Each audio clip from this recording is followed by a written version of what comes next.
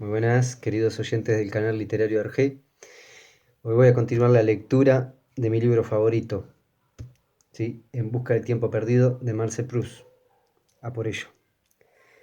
Más se interesaron cuando la víspera del día en que Swann estaba invitado, y Swann les había enviado aquel día una caja de botellas de vino de Asti, mi tía, en la mano un número del Fígaro en el que se leía junto al título de un cuadro que estaba en una exposición de Corot, de la colección del señor Carlos Swann.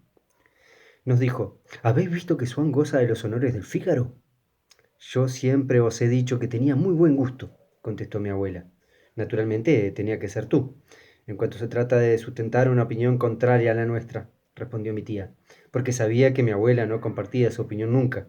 Y como no estaba muy segura de que era a ella y no a mi abuela a quien dábamos siempre la razón, quería arrancarnos una cadena en bloque de opiniones de mi abuela, tratando, para ir contra ellas, de solidarizar por fuerza con las suyas. Pero nosotros nos quedábamos callados. Como las hermanas de mi abuela manifestaron su intención de decir algo a Swann respecto de lo del Fígaro, mi tía les disuadió. Cada vez que veía a los demás ganar una ventaja, por pequeña que fuera, que no le tocaba a ella, se convencía de que no era tal ventaja, sino un inconveniente. Y para no tener que envidiar a los otros, lo compadecía. Creo que no le dará ningún gusto. A mí, por mi parte, me sería muy desagradable ver mi nombre impreso así al natural en el periódico. Y no me halagaría nada que me vinieran a hablar de eso. No tuvo que empeñarse en persuadir a las hermanas de mi abuela, porque éstas, por horror a la vulgaridad, llevaban tan allá el arte de disimular, bajo ingeniosas perífrasis, a una ilusión personal, que muchas veces pasaba inadvertida aún de la misma persona a quien iba dirigida. En cuanto a mi madre, su único pensamiento era lograr de mi padre que consintiera en hablar a Swann, no ya de su mujer, sino de su hija que Swann adoraba y que era, según decían, la causa de que hubiera acabado por casarse. Podías decirle unas palabras nada más, preguntarle cómo está la niña. Pero mi padre se enfadaba. No, eso es disparatado, sería ridículo. Pero yo fui la única persona de casa para quien la visita de Swann llegó a ser objeto de una penosa preocupación, y es que las noches en que había algún extraño, aunque solo fuera el señor Swann, mamá no subía a mi cuarto. Yo no me sentaba a cenar a la mesa, acababa mi cena, me iba un rato al jardín y luego me despedía y subía a acostarme. Cenaba aparte, antes que los demás, e iba luego a sentarme a la mesa hasta las 8, hora en que, con arreglo a lo perceptuado, tenía que subir a acostarme. Ese beso precioso y frágil que de costumbre mamá me confiaba, cuando yo estaba ya en la cama, había que transportarlo entonces desde el comedor a mi alcoba y guardarle todo el rato que tardaba en desnudarme, sin que se quebrara su dulzor, sin que su virtud volátil se difundiera y se evaporara. Y justamente aquellas noches en que yo deseaba recibirle con mayor preocupación, no me cabía más remedio que cogerle, arrancarle brusca y públicamente, sin tener siquiera el tiempo y la libertad de ánimo necesarios para poner en aquello que hacía esa atención de los maníacos que se afanan por no pensar en otra cosa cuando están cerrando una puerta, con ojo de que cuando retorné la enfermiza incertidumbre puedan oponerle victoriosamente al recuerdo del momento en que cerraron. Estábamos todo el jardín cuando sonaron las dos vacilantes campanillas. Sabíamos que era Swann. Sin embargo, todos nos mirábamos con aire de interrogación. Y se mandó a mi abuela a la descubierta. No se os olvide darle las gracias de un modo inteligible por el vino. Es delicioso y la caja muy grande. Recomendó mi abuela a sus dos cuñadas. No empezáis a cuchichear, dijo mi tía.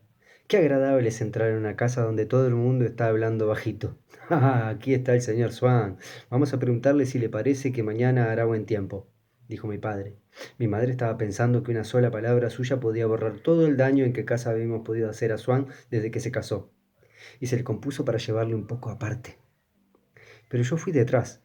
No podía decidirme a separarme ni un paso de ella al pensar que dentro de un momento tendría que dejarla en el comedor y subir a mi alcoba, sin tener el consuelo de que subiera a darme un beso como los demás días. Vamos a ver, señor Swann, cuénteme usted cosas de su hija.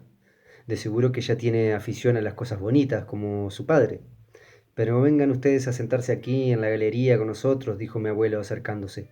Mi madre tuvo que interrumpirse, pero hasta aquel obstáculo sacó un pensamiento delicado más, como los buenos poetas a quienes la tiranía de la rima obliga a encontrar sus máximas bellezas.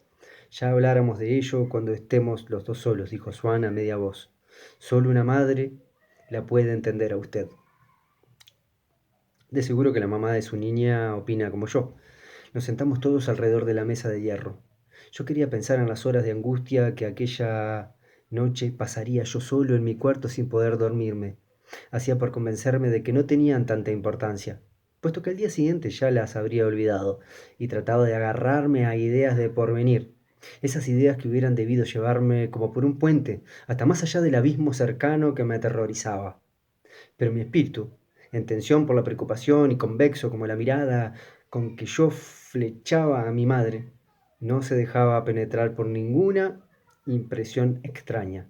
Los pensamientos entraban en él, sí, pero a condición de dejarse fuera cualquier elemento de belleza o sencillamente de diversión que hubiera podido emocionarme o distraerme. Lo mismo que un enfermo, gracias a un anestésico, asiste con entereza y lucidez a la operación que le están haciendo, pero sin sentir nada, yo me recitaba versos que me gustaban. No me complacía en fijarme en los esfuerzos que hacía mi abuelo para hablar a Swann del duque de Audifred Pasquier, sin que estos me inspiraran ningún regocijo ni aquellos ninguna emoción. Los esfuerzos fueron infructuosos. Apenas hubo mi abuelo hecho a Swann una pregunta relativa a aquel orador, cuando una de las hermanas de mi abuela, en cuyos oídos resonaba la pregunta como una pausa profunda, pero intempestiva, y que sería cortés romper, dijo dirigiéndose a la otra: ¿Sabes, Celina? He conocido una maestra joven de Suecia que me ha contado detalles interesantísimos sobre las cooperativas en los países escandinavos. Habrá que invitarlo una noche. Ya lo creo, contestó su hermana Flora, pero yo tampoco he perdido el tiempo.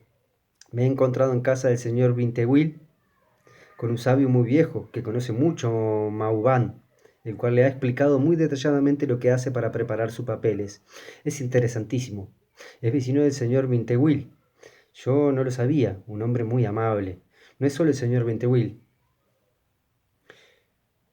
Yo el que tiene vecinos amables, exclamó mi tía Celine, con voz que era fuerte a causa de su timidez y ficticia a causa de la premeditación, lanzando a Swann lo que ella llamaba una mirada significativa. Al mismo tiempo mi tía Flora, que comprendió que la frase era el modo de dar las gracias por el vino de Asti, miró también a Swann, con un tanto de congratulación y otro tanto de ironía, ya fuera para subrayar el rasgo de ingenio de su hermana, ya porque envidiara a Swann el haberlo inspirado, ya porque no pudiera por menos de burlarse de él porque le creía puesto en un brete. Me parece que podremos lograr que venga a cenar una noche, siguió Flora, cuando se le dé cuerda acerca de Mauban o de la materna. Se está hablando horas y horas. Debe de ser delicioso, dijo mi abuela suspirando, porque la naturaleza se había olvidado de poner en su alma la posibilidad de interesarse apasionadamente por las cooperativas suecas o la preparación de los papeles de Mauban tan completamente como se olvidó de proporcionar a las hermanas de mi abuela ese granito de sal que tiene que poner uno mismo para encontrarle sabor a un relato acerca de la vida íntima de Molé o del conde de París. Pues mire usted, dijo Swann a mi abuelo, lo que le voy a decir tiene más relación de lo que parece con lo que me preguntaba usted, porque algunos respecto las cosas no han cambiado mucho. Estaba yo esta mañana releyendo en Saint-Simon una cosa que le hubiera a usted divertido. Es el tomo que trata de cuando fue embajador a España. No es uno de los mejores, no es casi más que un diario, pero por lo menos es un diario maravillosamente escrito, lo cual empieza ya a diferenciarle de esos cargantes diarios que nos creemos en la obligación de leer ahora por la mañana y por la noche. No soy yo de esa opinión.